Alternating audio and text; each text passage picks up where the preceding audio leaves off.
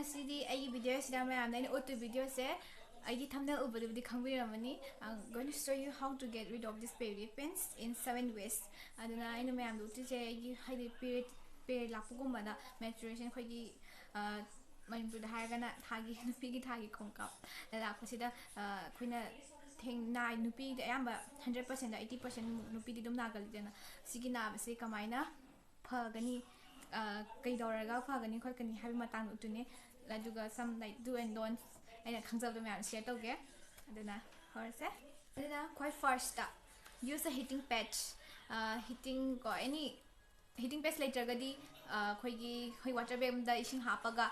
ising asaba hapaga du fi apaba na dum wrap toraga adum khoi gi abdone mo khajila ko adum thamba yai ai pukta haidi khoidau makhada ko adum thamaga anabado habdi asa khoidi kaino na su khoidi asabu gumba thamadi phaidana khoidi khong gumba sujanba kanda khongda khoidi theki bu khobe ko asabana khoidi isa body pain tor su gumba higaye ga phaidana adum same process ta ko adamaina sigi pain to ba kanda su khoina puk yekpa puk naba da su khoi ismaina sing water bag gumba hapa se su yam kai yam phai adana ma su do aduga ani subada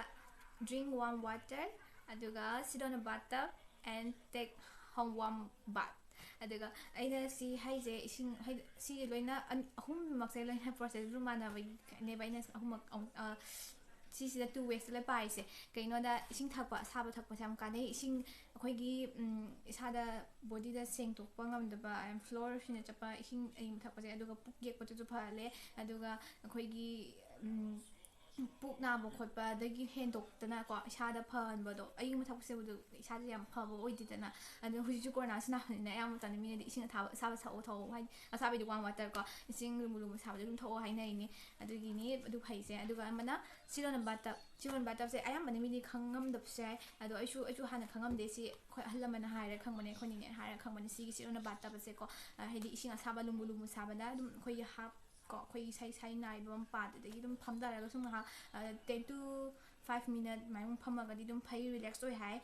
na ba doi tang handa la hai ga sisina natural process ta tawba gi khutong ne aduga aina take a warm bath hai se ne iruja thokpa iruja thokpa ji ai process hai ju sum khangam bani sing saba lumbu saba ne iruja thokpa ne iruja thokpa hai ga na ko tum da na isa ga gen to bandi sing lumbu sai di sa je kana oi bi relax oi bi मायना तो वो मायना वाम बात तो ने Shiju पुकना हनबा पुयेक पखोप the याम कान हले याम फाले शिजु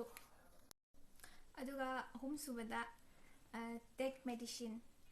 अदुगा एनी टेक मेडिसिन हाबिस मी खरमदि हाखलमगनी मेडिसिन चाबसे फते खोते चुमी मेडिसिन चाबसे फते अदुबो खोना बेना फाबिसे खंगबा नते दना हाइदि हुजि खंगदना खोना लंबी द लेंगाय अमा केन तौरिंगाय केन थवम तौरिंगाय द दुम नाबस यावे अदुना खंगोदो खोदि अदुगा मी कंट्रोल तो ngam lay ate anaba khangba ngamdaba aduga samam da isu khangba ngamde si na base aduna amatamda always I take medicine aduna medicine da wuse am ayamana ni mi loina khoi parents na su yam chai ko si tabe ado yamna phatab sule phatte haide hoi ayamana ni mi me noina phatte le khangni phatra ga khoi dum chai ba si kaino na khangba ngamda baine yam ye kan khoi chatu thabu ga chatu ngamdra kan aduga khangba gram ta lai kan if nobody is there to take care of us ko ID ido ka na du matam da chane adu mi mem take care tong ngai mi le ka da su khang ngom je ka ni tum cha ba yai adu ga sisina just a suggestion ko adu ga but kai khoina samna ka na khoina exercise to da na ma mu to da na ising ngum lum da na khota na adu mu thak tu ni khota na to ga adu mai to su ngam sa ko adu ga da you can take medicine adu ga mari subada khoina chaba ko khoina diet maintain am to ko da bane aduga chaba su tumba ya ba po chaga da ba thuna tunga da ba habidi sigi haina pela ba matam je khoi tumba am wai ko tumba ga su chak char ga su yamna char sala ga su puk hena na bu gumba aduga chak char ga su sa yam lam bu gumba kaino da khoi da isa da ija ki ba ba se khoi isa jam pathani ngai ne duna khoi da isa da pot no ga da isa kan khat ka da po chaga da ne aduna khoi chaba su yam lai diet maintain to ba ha da chaga da ba ji khoi si chaba ya na si chaba ya de ha ba su yam lai aduga khoina charu da ba se always chim matam to ga kan da junk food isuna chabi ranu junk food chaba gumba aduga drinks ko adum ba thakta ba khota ba ꯑꯗꯨꯝꯕꯗꯤ ꯑꯚꯣꯏꯗ ꯇꯧꯕꯤꯌꯣ ꯑꯁꯤꯒꯤ ꯇꯧꯔꯤꯕ ꯃꯇꯝꯁꯤꯗꯗꯤꯀꯣ ꯑꯗꯨꯒ ꯑꯇꯣꯞꯄ ꯍꯣꯏ ꯁꯤꯒꯤ ꯃꯇꯥꯡꯁꯤꯗ diet ꯆꯥꯕ ꯃꯇꯝ ꯍꯥꯏꯔꯒꯅ ꯀꯩꯀꯩ ꯆꯥꯕ ꯌꯥꯏ ꯈꯣꯠꯀꯦ ꯍꯥꯏꯕꯁꯤꯅ ꯇꯣꯉꯥꯟꯅ ꯚꯤꯗꯤꯑꯣ ꯑꯃ ꯁꯦꯝꯖꯔꯛꯀꯦ ꯑꯗꯨꯒꯤꯗꯤ ꯁꯤꯗ ꯑꯃꯨꯛ ꯍꯥꯞꯄꯗꯤ ꯌꯥꯝ ꯁꯥꯡꯉꯅꯤ ꯚꯤꯗꯤꯑꯣꯁꯦ ꯁꯥꯡꯇꯣꯛꯑꯅꯤ ꯑꯗꯨꯅ ꯃꯌꯥꯝꯅ ꯆꯥꯕꯗꯁꯨ ꯀꯟꯇ꯭ꯔꯣꯜ ꯇꯧꯕꯤꯌꯣ ꯑꯗꯨꯒ ꯅꯝꯕꯔ 5ꯗ ꯕꯔꯊ ꯀꯟꯇ꯭ꯔꯣꯜ ꯄꯤꯜꯁ ꯑꯗꯣ ꯑꯩꯅ ꯕꯔꯊ ꯀꯟꯇ꯭ꯔꯣꯜ ꯄꯤꯜꯁ ꯍꯥꯏꯕꯁꯦ ꯃꯌꯥꯝ ꯈꯜꯂꯝꯒꯅꯤ ꯁꯤꯗꯤ ꯑꯣꯡꯂꯤ ꯑꯉꯥꯡ ꯄꯣꯛꯇꯅꯕꯒꯤ ꯑꯩꯈꯣꯏꯅ ꯑꯗꯨ ꯀꯟꯇ꯭ꯔꯣꯜ ꯇꯧꯅꯕꯒꯤ ꯆꯥꯕ ꯒꯨꯂꯤ ꯍꯥꯏꯅ but not that aduga aduda nataba kanaba haise hujiki prayer lakpa kana khoina puk naba khotpa yam thuna phaningba just in 2 minutes 2 minutes bi yam sangma labane si manung sida yam phai aduda yamna thuna phaba yam thuna process lakpa do habi akhoda atopa ma'am suggest tawidana aina like the medicine chaba khotpa aduga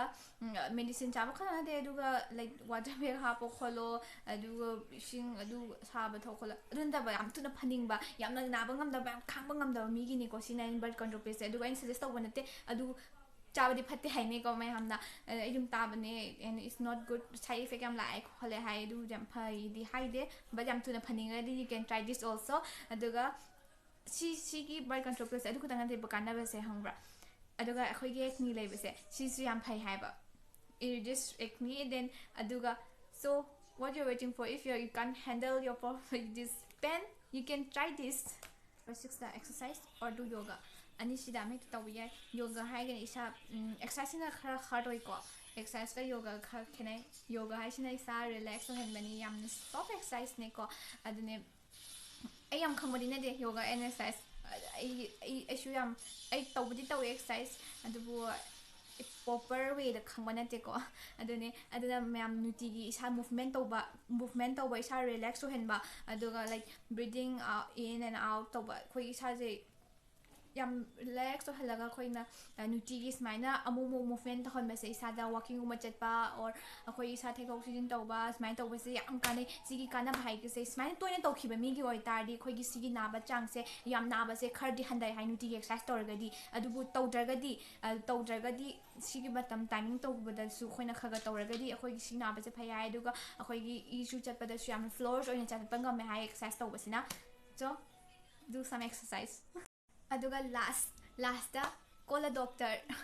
sigi matang yoragadi you can call a doctor haibadi akoina simaina yam narapa kanda nupi ga silai mana dedana nupi ama su haidi khamana na da yawe khamana na ba yawe adu khamana yam na ba yawe adu khamana na da ba aduga yam hena ka hena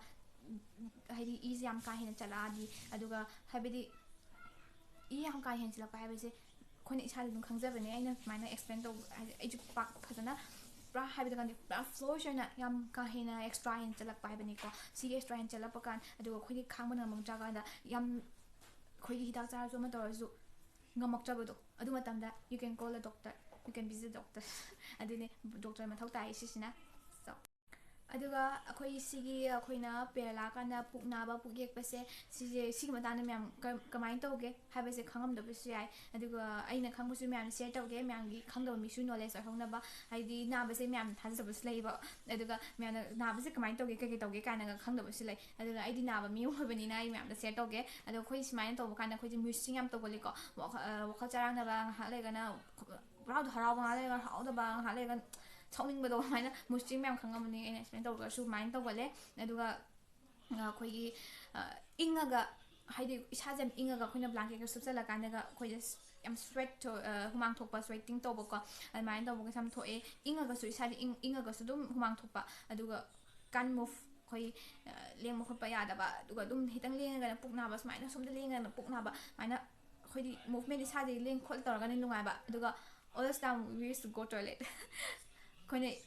washroom de dum changning ba washroom phamaga na dum nungai ba relax hoi jai na khanjaba do aduga si tang pukna kha phai kana khanjaba aduga aduga in tawba yaba so num haijage adu khoina sum pukna ba kana khoi pukse tam na khoi gi khoidok makhada tam na namaga khoina massage tawbi base sisu yam kana it really helps ngam jingai de ko adu hidak cha da kana adu tawbu yam kana bane ajung on syam kana aduga mayam ai ngona thengna base hidak charaga su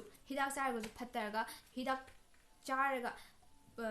hen na nasalaga oba sulai adugo oba da ya toba chanadra kanda hidak singba tor kanda hidak saba kanda adi hidak saba kanda hena nasanba mind to washu yam thengne adu shu tawale aduga simangai simain suma thengne aduga atopa pi gai shu maina sidegi hena smaina nagba khotpa